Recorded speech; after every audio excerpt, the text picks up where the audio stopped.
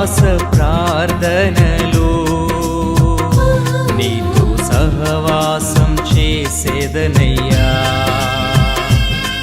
నా ఉపవాస ప్రార్థనతో నిన్ను నేను వెదికేదనయ్యా. నా ఉపవాస ప్రార్థనలో నీతో సహవాసం చేసేదనయ్యా. నా ఉపవాస ప్రార్థనతో నిన్ను నేను వెదికేదనయ్యా. నా పేరు మనోహర్, మాది నంద్యాల జిల్లా, ఆంధ్రప్రదేశ్. నంద్యాల, ఓకే, చెప్పండి. కొల్లిముల మండలం అండి మాది. ఓకే.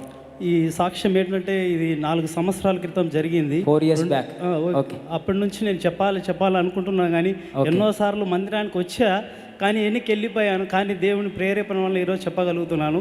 ఏంటంటే ఐగుప్తులో యోసేపును చూసిన దేవుడు 2020 సంవత్సరంలో ఈ 50 రోజుల ఉపవాస ప్రార్థనలో నేను మా మిస్సెస్ గారు లైవ్లో ఏకీభవిస్తున్నామండి. అప్పటికి మాకు వివాహం అయింది 3 సంవత్సరాలు అయ్యింది, పిల్లలు లేరు. మేము గర్భఫలం కోసం ఎదురు చూస్తూ ఆ లైవ్లో ఏకీభవించాం. మమ్మీ గారు మనస్సే గురించి ఆ రోజు వర్తమానం చెప్తూ ఉన్నారు. నేను మా భార్య దాన్ని రిసీవ్ చేసుకున్నాం. నేను అనుకున్నా, మా మిస్సెస్ గారు కూడా అనుకున్నారు, మాకు కూడా ఇలాంటి కొడుకే పుడితే మా కుమారుని కూడా మేము మనస్సే అనే పేరు పెట్టుకుంటామని మేము తీర్మానం తీసుకున్నాము.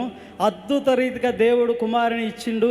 దేవునికి మేము చేసుకున్న తీర్మానం ప్రకారం నా కుమారునికి మనస్సే అని పేరు పెట్టుకున్నాను.